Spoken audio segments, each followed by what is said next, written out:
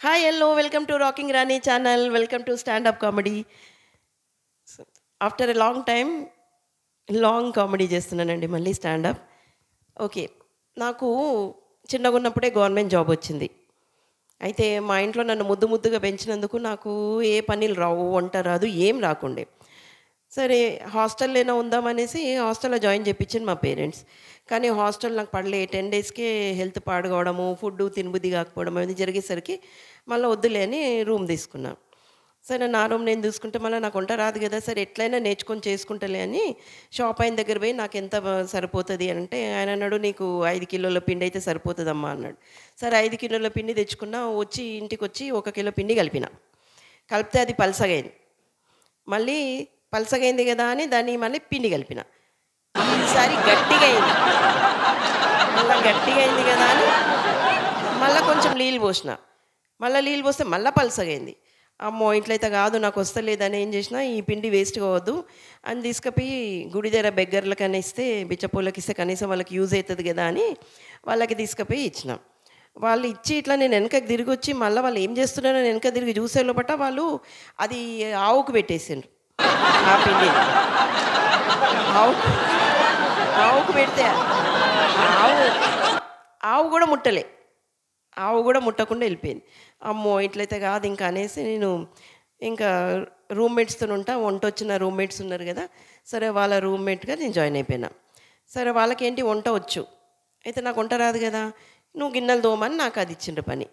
సరే, గిన్నెలు ఎన్ని ఉంటాయి, 4 రూమ్మేట్లు అంటే అమ్మో గిన్నెలు బొచ్చడి పడుతున్నాయి. సరే, ఏదో వచ్చి రానిగా తోముతుంటే మళ్ళీ నాకు అర్థం కాదు, నువ్వు ఇది బాగా దోమలే ఇది బాగా దోమలే అంటున్నారు. సరే, నేను అడిగిన, ఈ కడాయి దోమినా కదా, మరి కడాయి ముందలు దోముతున్నాం, ముందలు వండుకుంటాం, వెనకాల ఎందుకు దోమాలా కడాయి, వెనకాల ఉండం కదా. అట్లా నేను అడిగితే అమ్మో ఇంకా ఇట్లయితే కుదరదు, గిన్నెలు బొచ్చడేస్తున్నారు మొత్తం, ఈమె తోమీది ఉంది కదా అనేసి. కానీ మొత్తానికి గిన్నెలు తోమడానికి పర్ఫెక్ట్గా వచ్చేసింది. ఇంకా రూమ్మేట్స్తో వంట అయితే రాలేదు, కానీ గిన్నెలు తోమడం మాత్రం వచ్చింది. కానీ రోజు గిన్నెలు తోమడమే, పొద్దున్న లేస్తే రాత్రి గిన్నెలే, పొద్దున్న గిన్నెలు ఇవే అయింది. బోర్ కొట్టింది. ఇంకా అమ్మో నా వల్ల కాదనేసి, ఇట్లయితే కాదని మళ్ళీ నేనే కష్టపడి ఏమైనా చేస్తే ఒక సర్వెంట్ని పెట్టుకుంటా అనేసి ఇంకా సపరేట్ ఇల్లు తీసుకొని ఒక మేడ్ని అపాయింట్ చేసుకోవాలని ఒక మేడ్ని ఇంటర్వ్యూకి పిలిచిన. అయితే మేడు ఏంటంటే, ఈ మేడు చాలా నీట్గా ఉన్న ఇళ్ళనే తీసుకుంటుంది. ఆల్రెడీ నీట్గా అనిపించాలి, లేకపోతే ఆమె పనిలో జాయిన్ కాదు.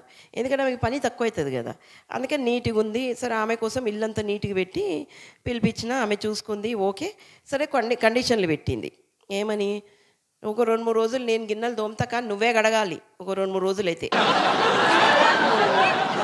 ఇదేం కర్మరా బాబు అనుకున్నాను. సరే సరే 2-3 రోజులే కదా అని ఒప్పుకున్నా.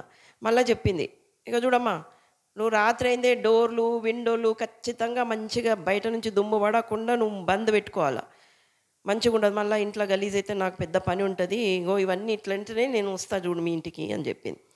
అన్నిటికీ సరే అని ఒప్పుకున్నా. సరే, ఇంకా అట్లా పని చేస్తూ ఉంది.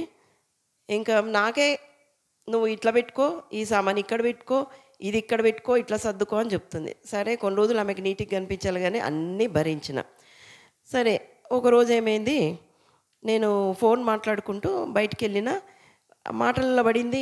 మాట్లాడుకుంటూ వచ్చిన, నిద్రపోయినా, లేట్ అయింది. డోర్లు తెరుస్తున్నాయి, విండోలు తెరుస్తుంది. అనుకోకుండా గాలి ధూళి వచ్చింది. మొత్తం ఇల్లంతా చెత్త చెత్త, సామాను ఇవన్నీ ఎక్కడ పడితే అక్కడ చెత్త అయిపోయింది. పొద్దున్న లేచి చూసేవారికి అమ్మో ఇదేంద్రో బాబు అని భయమైంది నాకు. ఎందుకంటే మళ్ళీ ఆమె చూస్తే బంద్ చేస్తుంది, సర్వెంట్ దొరకదు మనకి ఇంకా. సో ఏం చేసిన, పొద్దున్నే లేచి ఆమెకు ఫోన్ కొట్టిన, ఈరోజు రాకలే లక్ష్మి, నువ్వు పనికి రాకు, ఈరోజు నేను బయటికి వెళ్తున్నా అని చెప్పిన. నా కర్మ ఏం చేసుకుంటా, నేను లీవ్ పెట్టి మొత్తం ఇల్లంతా క్లీన్ చేసుకున్నాను. అంటే సర్వెంట్ మేడ్ని పెట్టుకుంటే మేడ్ వచ్చి చేసే బదులు నేనే చేసుకొని కష్టం లేదు బాబు. ఏంటంటే ఆమెకి నేను కండిషన్స్ ఒప్పుకోకపోతే రాదు. మళ్ళీ నెక్స్ట్ డే మా కొడితే మళ్ళీ ఇంకో సర్వెంటే చూసుకోవాలి. సరే, ఇట్లయితే కాదనేసి సర్లే ఇంకా భరిస్తున్నా. 4 రోజులు అయింది. ఇంకా 5వ రోజు నేనైతే, ఆమె అన్నది, నేనైతే డుమ్మాలే కొట్టాను, అస్సలు డుమ్మా కొట్టానమ్మా, నేను అసలు డుమ్మాలు కొట్టకుండా చేస్తా అన్నది. కానీ నాకు నా పెళ్ళి ఉంది, 4 రోజులు లీవ్ కావాలి అనింది. అదేనాక కంపల్సరీ పోవాలా నేను. మొన్న సావుకి కూడా నేను లీవ్ తీసుకోలేదు సావు అయితే కూడా. కానీ దీనికైతే పోతా అమ్మ నేను లీవ్ కావాలన్నది. సరేలే ఇంక దీనికి వద్దంటే ఎక్కడ వద్దంటదో అని సరే అన్న. సరే లీవ్ తీసుకుంది. 4 రోజులైంది రాలేదు. 7 రోజులైంది రాలేదు. 8వ రోజు వచ్చింది. అడిగిన ఏంది లక్ష్మి నువ్వు 4 రోజుల తర్వాత వస్తాను ఇప్పుడు మళ్ళీ ఇంకా 3 రోజులు ఎక్స్ట్రా కొట్టినవు ఏంది అంటే 4 రోజులు పెళ్ళిపోయినా కదమ్మా ఆడ బాగా అబ్బోయి తిన్నా కదా మోషన్లు పట్టుకున్నాయి.